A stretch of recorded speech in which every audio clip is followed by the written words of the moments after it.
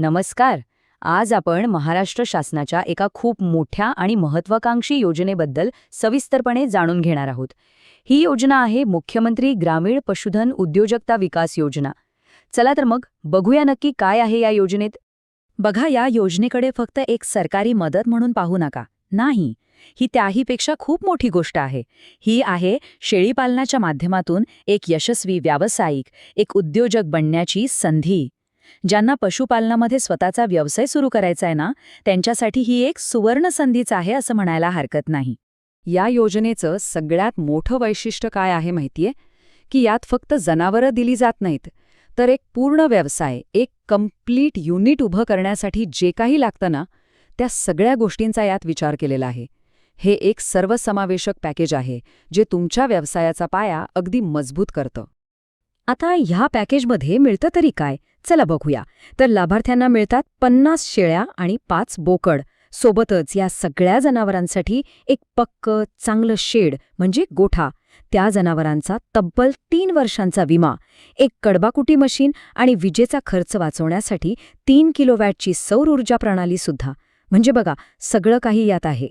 मग या सगळ्या गोष्टींचा एकूण खर्च किती येतो? तर साधारणपणे 11,38,000 रुपये. आता हा आकडा बघून घाबरून जायचं काहीच कारण नाही, कारण खरी गंमत, खरी चांगली गोष्ट तर पुढे आहे, आणि ती म्हणजे यात मिळणारं सरकारी अनुदान. चला, आता या योजनेच्या सगळ्यात जास्त आकर्षक भागाकडे वळूया. तो म्हणजे आर्थिक मदत, म्हणजेच सबसिडी. सरकारकडून नक्की किती आणि कशी मदत मिळते ते समजून घेऊया. हे बघा, अनुसूचित जाती आणि जमाती म्हणजे SC/ST प्रवर्गातील अर्जदारांसाठी एकूण प्रकल्प खर्चाच्या तब्बल 75% अनुदान मिळतं आणि खुला किंवा OBC प्रवर्गासाठी 50% अनुदान आहे.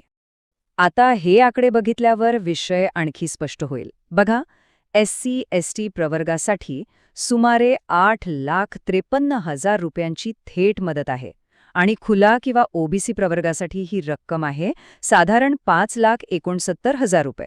म्हणजे विचार करा, ही खरंच खूप मोठी आर्थिक मदत आहे. पण इथे एक गोष्ट लक्षात ठेवणं खूप महत्त्वाचं आहे. ही जी अनुदानाची रक्कम आहे ना, ती एकाच वेळी मिळत नाही. ती 2 टप्प्यांमध्ये मिळते. पहिला हफ्ता हा शेडचं बांधकाम आणि सोलार सिस्टीम बसवल्यावर मिळतो, आणि दुसरा हफ्ता हा जनावरांची खरेदी पूर्ण झाल्यानंतर दिला जातो. बरं, आर्थिक गोष्टी तर स्पष्ट झाल्या.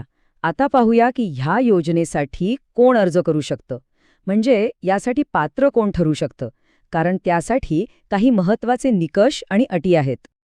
आता आपण जे निकष पाहणार आहोत ते ऐकताना प्रत्येकाने स्वतःला हा प्रश्न विचारायला हवा की ही संधी आपल्यासाठी योग्य आहे का आणि आपण या सगळ्या अटी पूर्ण करू शकतो का. तर मुख्य अटी अशा आहेत. एकतर स्वतःच्या मालकीची जमीन हवी किंवा कमीत कमी 5 वर्षांचा नोंदणीकृत भाडेकरार पाहिजे. दुसरं म्हणजे पशुपालन व्यवसायाचं प्रशिक्षण घेतल्याचं प्रमाणपत्र खूप गरजेचं आहे, आणि हे प्रमाणपत्र सरकारी किंवा निमसरकारी संस्थेचंच हवं. समजा प्रमाणपत्र नसेल तर मग 2 वर्षांचा व्यवसाय केल्याचा अनुभवही ग्राह्य धरला जातो. महत्त्वाचं म्हणजे एका कुटुंबातून फक्त एकाच व्यक्तीला अर्ज करता येतो, आणि अर्ज करणाऱ्याने यापूर्वी अशा कोणत्याही राज्य सरकारच्या योजनेचा लाभ घेतलेला नसावा. या योजनेत आरक्षणाची सुद्धा एक चांगली तरतूद आहे. एकूण जागांपैकी 30% जागा या महिलांसाठी राखीव आहेत आणि 5% जागा दिव्यांग व्यक्तींसाठी. यामुळे या घटकांना एक विशेष प्रोत्साहन मिळतं. आता आपण या सगळ्या माहितीच्या सगळ्यात महत्त्वाच्या टप्प्याकडे आलो आहोत.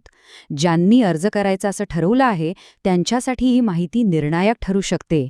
हे वाक्य या संपूर्ण माहितीचा गाभा आहे. अनेक जण विचार करतात की अर्ज सुरू होऊ देत मग बघू, पण हीच सगळ्यात मोठी चूक आहे. अर्ज सुरू होण्याची अजिबात वाट बघायची नाहीये. जी काही महत्त्वाची कागदपत्रं आहेत ती आत्ताच्या आत्ता तयार ठेवायची आहेत, कारण एकदा का अर्ज सुरू झाले की मग धावपळ करायला वेळच मिळत नाही. म्हणून तयारी फक्त आणि फक्त आत्ताच करायची आहे. मग तयारी म्हणजे नक्की काय करायचं? तर ही कागदपत्रं तयार ठेवायची. जमिनीचा 7/12 आणि 8 उतारा, जर जमीन भाड्याची असेल तर त्याचा नोंदणीकृत करार, आणि सगळ्यात महत्त्वाचं पशुपालन प्रशिक्षणाचं सर्टिफिकेट. ही कागदपत्रं आत्ताच काढून तयार ठेवा. बरं, समजा सगळी तयारी झाली, कागदपत्रं तयार आहेत. मग पुढे काय? अर्ज प्रक्रिया कशी असेल आणि त्यानंतरचे टप्पे काय असतील यावर एक नजर टाकूया. तर याचं वेळापत्रक साधारण असं असू शकतं. पहिला आणि सगळ्यात महत्त्वाचा टप्पा आहे आत्ता, जो आहे कागदपत्र तयार करण्याचा. अंदाजानुसार या योजनेचं ऑनलाईन पोर्टल एप्रिल 2026च्या शेवटी किंवा जून 2026च्या पहिल्या आठवड्यात सुरू होऊ शकतं. म्हणजे तयारीसाठी खूप जास्त वेळ नाही आपल्याकडे. तर ही होती मुख्यमंत्री ग्रामीण पशुधन उद्योजकता विकास योजनेबद्दलची सविस्तर माहिती. म्हणजे बघा, एकीकडे एक मोठी संधी आहे आणि दुसरीकडे त्यासाठी लागणारी पूर्वतयारी. आता खरा प्रश्न हा आहे की या संधीचं सोनं करण्यासाठी योग्य नियोजन आणि तयारी कशी करायची, कारण यशाची पहिली पायरी हीच असणार आहे. माहितीपूर्ण व्हिडिओ आहे. शेअर करा, सबस्क्राईब करा, अर्ज करा आणि कामाला लागा. धन्यवाद.